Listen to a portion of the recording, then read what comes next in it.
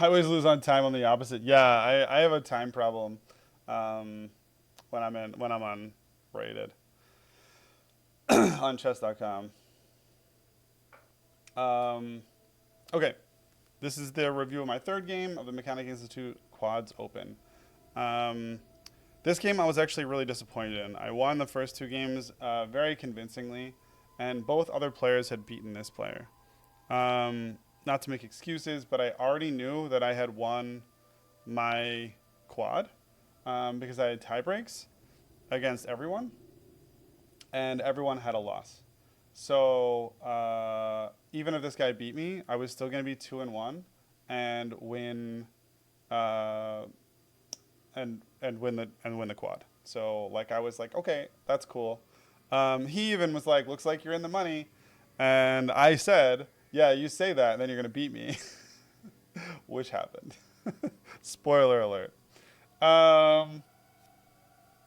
Yes, I know the main tricks in the Scotch Gambit. I didn't go into it blind, but I didn't play very well here for a number of reasons. But we'll see that we ended up turning like an unwinnable position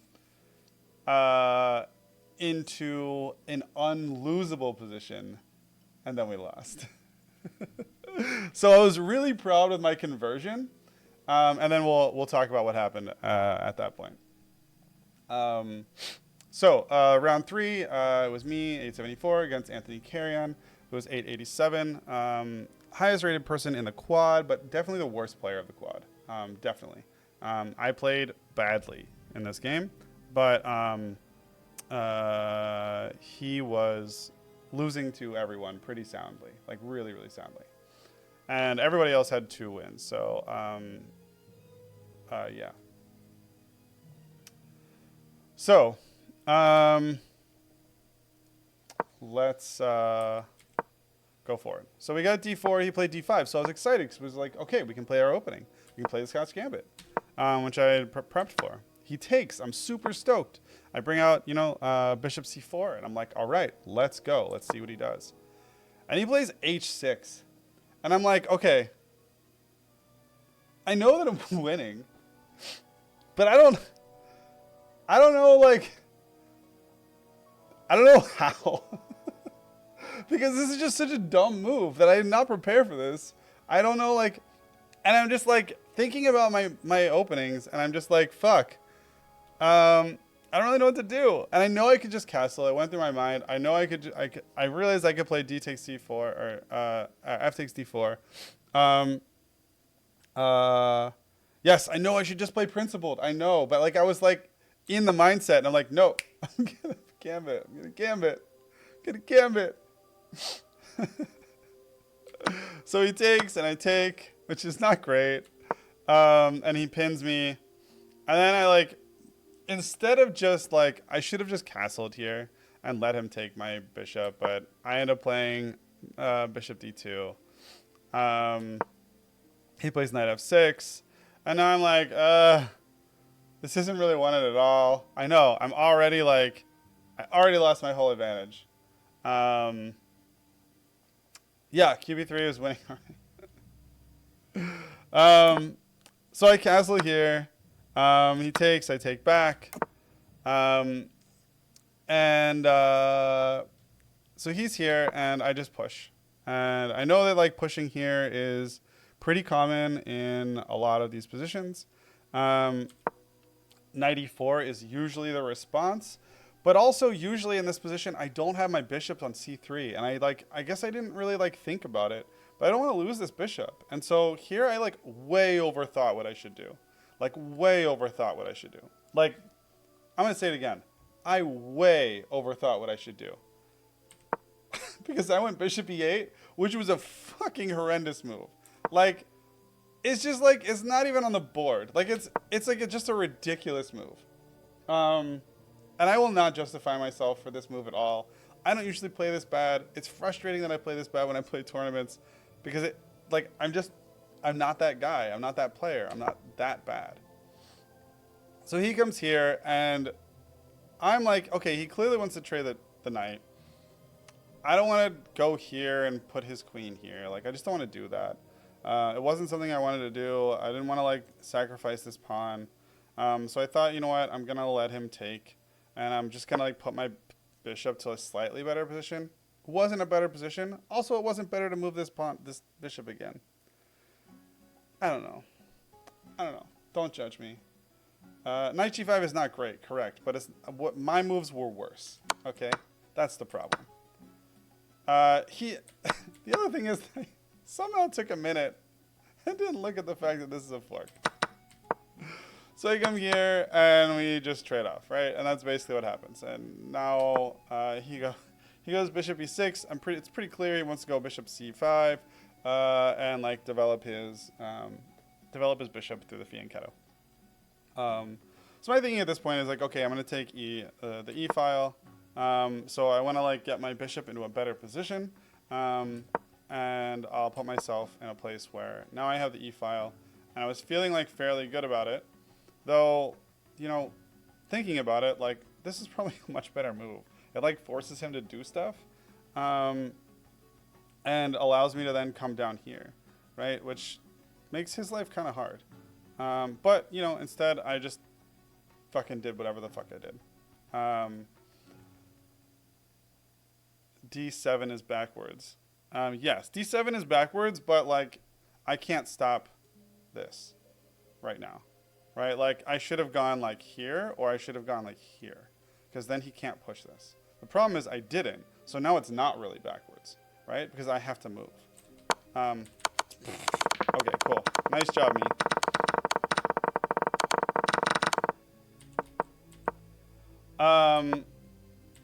So, yeah, as I mentioned, it's not really backwards because he does this.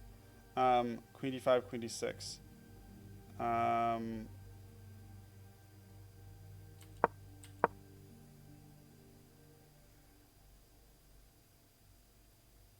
I could try queen d5, queen d6. Where? Here? Queen d5? And then queen d6? I'm going to say queen d5, rook b8. Yeah, queen d5, rook b8, queen d6. Yeah, I wouldn't even have to go, yeah. And then, right, he comes back. But I wasn't quite, like, I don't know, I didn't feel great about pushing my queen in at the time, for whatever reason. I wasn't playing well. I was also, let me just be really clear, I was really fucking tired. Oh, queen d5, queen e5. Does it win the rook? Queen d5. Queen d5. Rook b8. Queen e5. Oh, right, because he has to attend to this. You are correct, sir. You are correct. Yes. Queen d5, queen e5. He has to attend to the mate, and I get the rook. That is true. You are very right. And I was looking at this mate, but I didn't set it up. I should have set it up with these tactics, but yeah, bishop a6. But wait, if I play queen, bishop a6.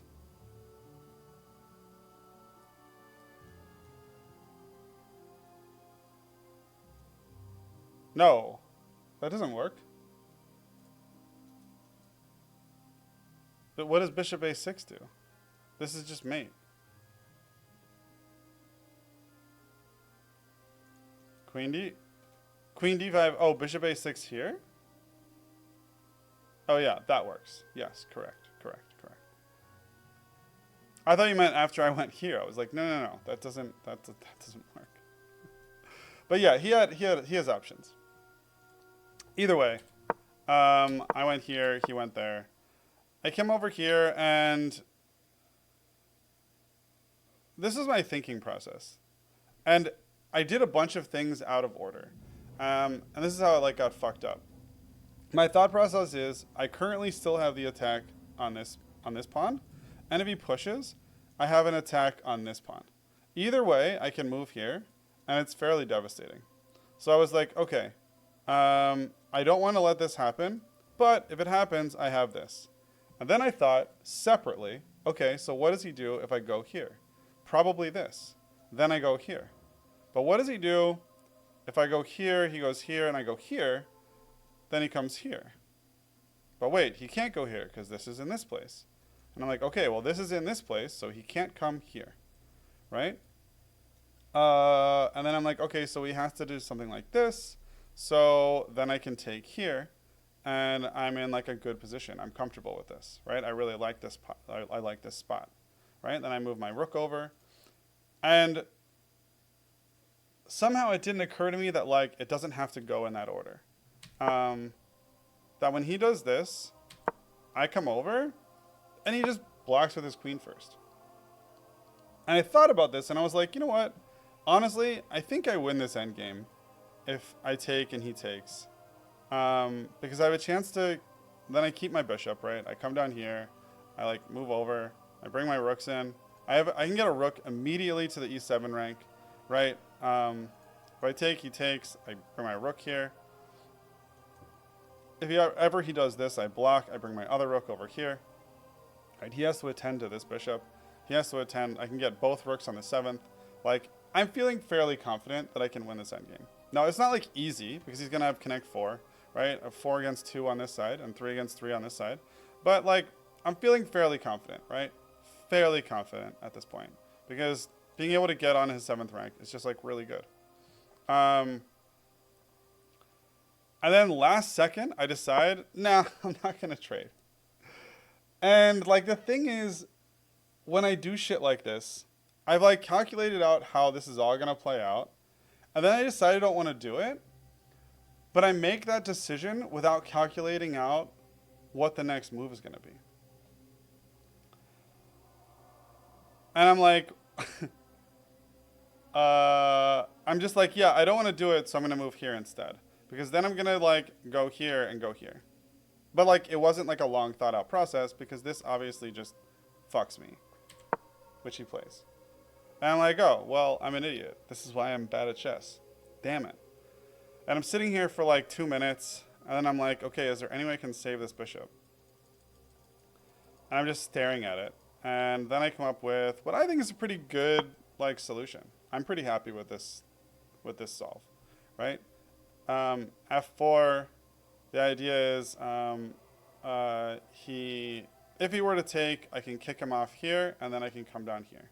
Or I can come down here safely, if that makes sense, right? I would go, like, play out in my head with something like this, right? Right? And, like, I probably lose these pawns, but, like, I'm alive, if that makes sense. Anyway, I'm still thinking, okay, I can get the e-file, I can get the, you know, rook to e7, etc., etc. I can do these things. So, like, I have like, options here.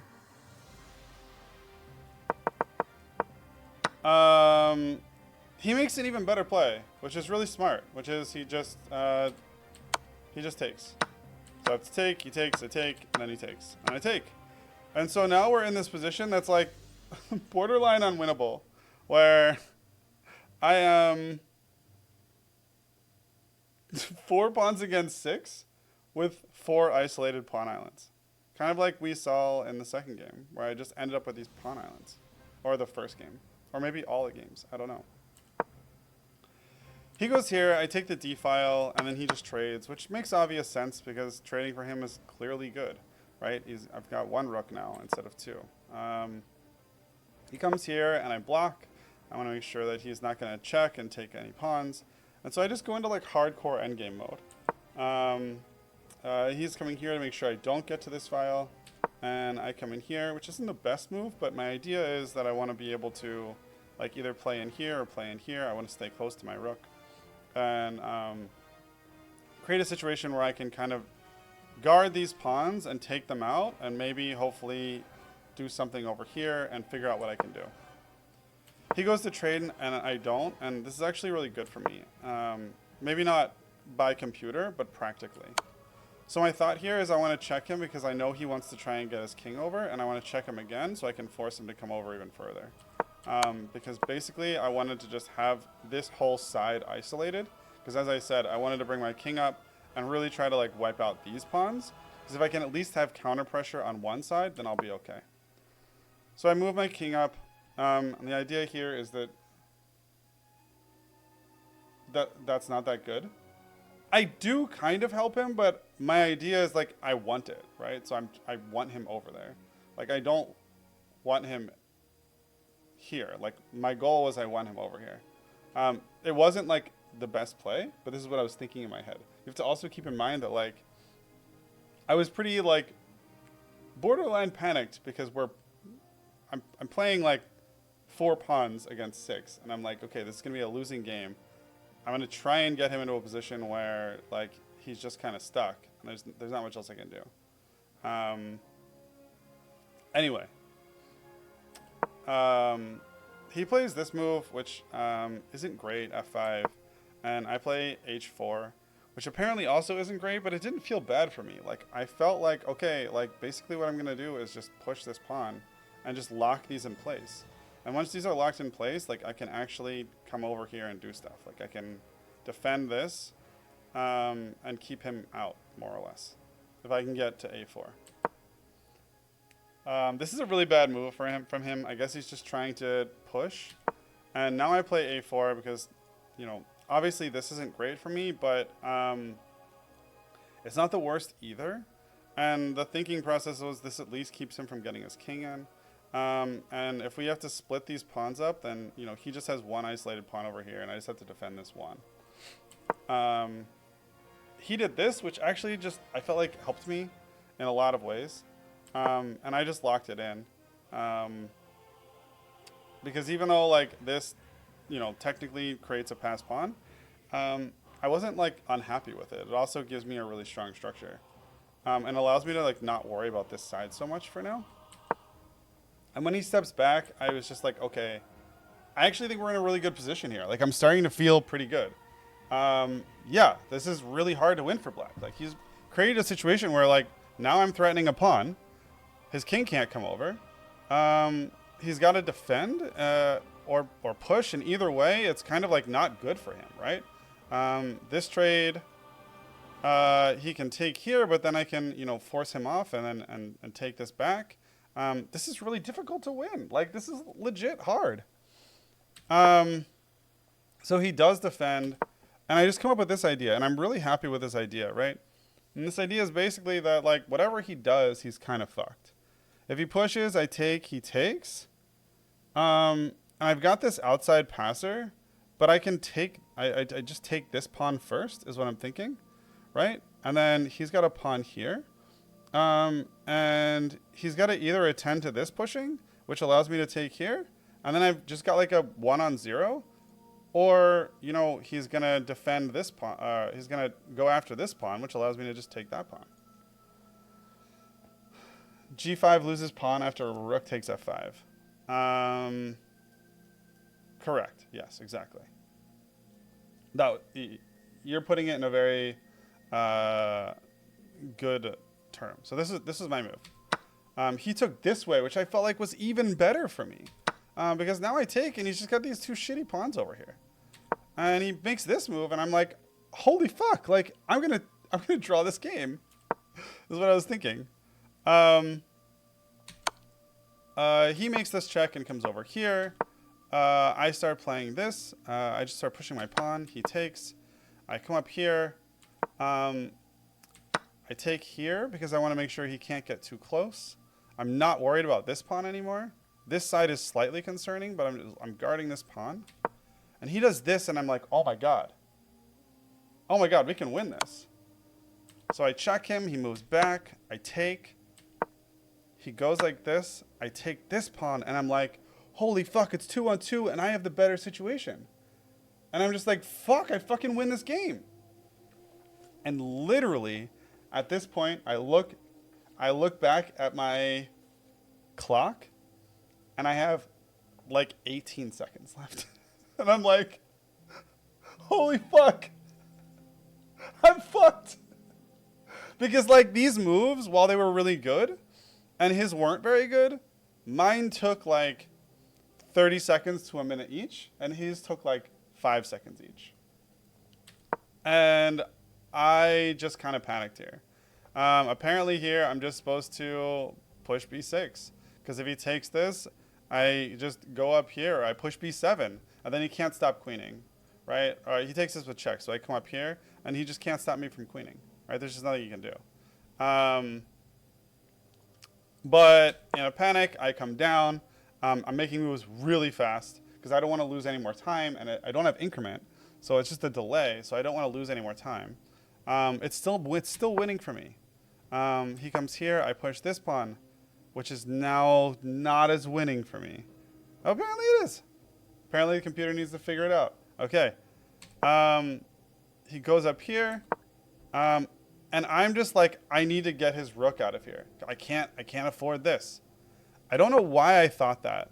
Because I can just go like this. And I was so scared of him checking here. For whatever reason. And me just like going here. Like, I don't know why I was so afraid of it. But like ultimately I have this pawn. So I don't know. King c6 was winning completely. But I was so afraid of it. That instead of doing it, I mean, h8 is technically the most winning. Or b5. Yeah, b5 is also super winning, says the computer. But c6 is totally completely winning. This was the move I was debating versus versus guarding. I guarded. Or versus attacking his rook. I attacked his rook. He pushes. I attack his rook again. He moves over here. I'm still okay. But again, I'm not doing well. He comes over here. And apparently, now I just need to push my f-pawn. And I still win. So I push my f-pawn, or I'm drawing at least. He comes here, and now I'm just winning. But what I think is, this is what I think in my head. I go here, he goes here, I queen, which is great. But I queen with check. Or he queens with check. And then I'm like, do I lose this game? Right? He's queening with check. Now it's queen and rook versus queen and rook. And I just kind of panic. I do this. He takes. I go up here. I come over here. He checks. He blocks. I check. He comes over here. I just push this, and I'm like, maybe he'll take. And then I can queen with check. And my thought process is at least I can draw. At this point, keep in mind, I have like 5 seconds on the clock. He queens. I queen. He checks. I move the wrong way. I move the wrong way. I have to take. And I resign here because there's really nothing I can do, right? I have to move my king here or here. He takes my rook. This is an easy mate. Very frustrating because I took like a losing game, turned it into a winning game with some really good moves that I was really proud of. Just ultra winning game. And then lost on time pressure. So I have been studying endgames. I haven't studied that much endgames, but I've been studying enough endgames that I was able to do this. But my takeaway from this tournament was I didn't have the best performance ever. But ultimately, I played okay. I won enough that I won my bracket, which felt good. I was proud of this comeback, even though I lost it, because like my endgames were really, really bad not that long ago. So I was proud of this comeback, even though I lost it. And yeah, I mean, it is what it is. It ended up being what it was, and you know, it's not that bad. I have another tournament this coming weekend. That's G90 with an increment of 30 seconds, which I'm much more comfortable with. I'm looking forward to at the same place. So that should be super fun, and we'll have another review then. But thanks for watching these. Like and subscribe. And cool. Now I'm going to play some games.